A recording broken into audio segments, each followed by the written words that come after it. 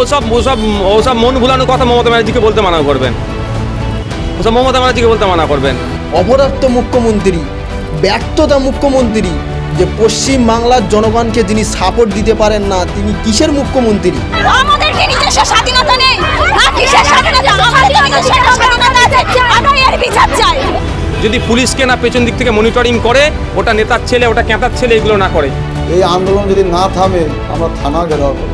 এতদিন মনে করতাম যে মেয়েরা হয়তো নিরাপদে আছে, কিন্তু আসলে আমরা নিরাপদে নয়। আমরা আবেদন করব রাজ্য সরকার কেন মাঠে নামছে, এর ভিতরে কি এমন রহস্য আছে? উনি লক্ষ্মী ভান্ডার করেছে, কিন্তু লক্ষ্মীদের কোথায় নিরাপত্তা? আমরা তো কোনো নিরাপত্তা এখানে দেখছিই না। যারা মূল ঘটনার সাথে জড়িত, যারা প্রত্যক্ষ পরোক্ষভাবে জড়িত, তাদের দৃষ্টান্তমূলক শাস্তি দিতে হবে। প্রত্যেকটা রিপোর্টই ভুল এসছে, তো আমাদের পুরোপুরি মনে হচ্ছে যে এখানে একটা বড় রকম কারসাজি চলছে। যতক্ষণ না আমরা সেই তদন্তকারী, সেই অপরাধকারীকে খুঁজে না পাচ্ছি, আমরা ততদিন আমাদের এই পথ চলবে। শুধু সিভিক ভলেন্টিয়ার একা নয়, এর সঙ্গে অনেকে জড়িত, প্রমাণে দেখা যাচ্ছে আরো 4-5 জন জড়িত। তাদের সকলকে গ্রেপ্তার করতে হবে এবং দোষীকে ফাঁসির ব্যবস্থা করতে হবে। এই মুহূর্তে উত্তপ্ত ভাঙড় বিধানসভা পলিরহাট। রীতিমধ্যেই দেশ জুড়ে চলছে আন্দোলন, কারণ আরজিকর কাণ্ডে যেভাবে অভয়া হত্যা হয়েছে, সেই হত্যা আর মানতে পারছে না গোটা বাংলার মানুষ।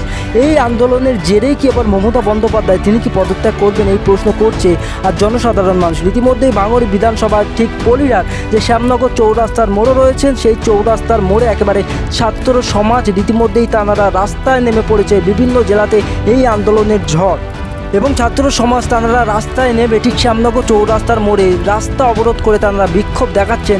ইতিমধ্যে আমাদের প্রতিনিধি সেইখানে রাজীব পৌঁছে গিয়েছেন, আমরা শুনবো বিস্তারিত। রাজীব, এই মুহূর্তে তোমার কাছ থেকে জানতে চাইবো, তুমি ঠিক রয়েছো ভাঙড় বিধানসভা ঠিক পলিরহাট শ্যামনগর চৌরাস্তা মোড়ে। এই মুহূর্তে শ্যামনগর চৌরাস্তার মোড়ের পরিস্থিতি কোন দিকে একটু দর্শকদের জানাও। এই মুহূর্তে আরজিকর অভয় কাণ্ডে একেবারে আমি দেখানোর চেষ্টা করবো। রীতিমধ্যে ভাঙড় বিধানসভা পলিরহাট থেকে একেবারে শ্যামনগর যে চৌরাস্তার মোড় রয়েছে, এই চৌরাস্তার মোড়ে একেবারে স্কুল ছাত্ররা এবং যুবক যুবতী মহিলারা একাধিক এখানে তারা বিক্ষোভ শুরু করে দিয়েছেন। এখানে একাধিক গাড়ি জাম রয়েছেন এবং আমরা গাড়িওয়ালার সঙ্গে কথা বলার চেষ্টা করবো।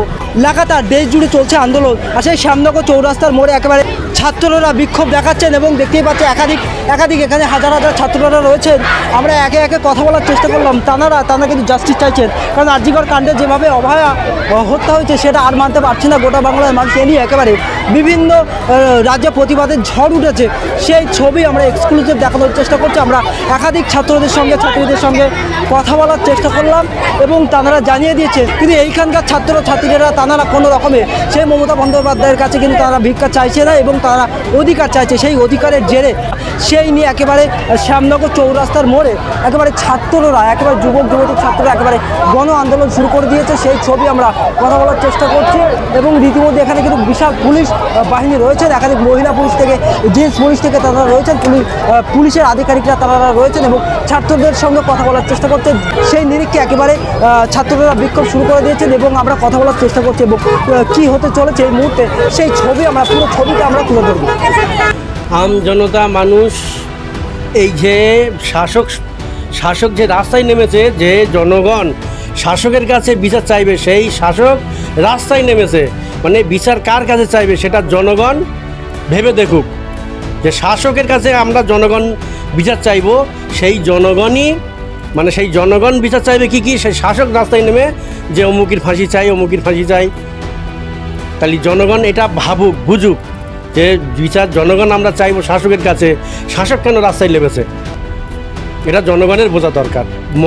আজিগঞ্জের যে ডাক্তার, তিনি আমাদের একজন মেয়ে, আমাদের মা, আমাদের বোন, আর আমাদের একজন সেবক, রুগীদের সেবক।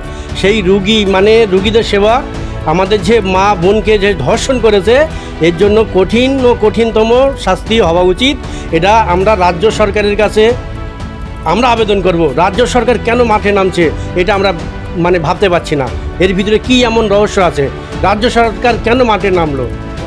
এটা প্রশাসনের ব্যর্থতা, একদম ব্যর্থতা তো বটেই। কোনো একটা সংগঠন মিছিল যাই হোক, 2-4টে মানুষ যদি রাস্তায় নামে তো 100 পুলিশ থাকে, আর ওখানে অত বড় একটা কেস, পুলিশ ওখানে ব্যর্থতা দেখাচ্ছে কেন? এটা বুঝতে হবে পুলিশের কোনো ব্যর্থতা না শাসকের কোনো ইন্ধনে পুলিশ চুপ ছিল, এটা আমাদের বুঝতে হবে। আমার ওই যে ডাক্তার মেয়েটা, আমার বোন, যে অত্যাচার ওনার প্রতি চলেছে, এই প্রতিবাদে আমার বোনেদের আরও যারা বোন আছে তাদের রক্ষার ক্ষেত্রে আমার বোনেরা যখন যে হালাতে প্রতিবাদ করবে আমরা তাদের পিছনে সবসময় আছি আর আগামীতেও থাকবো।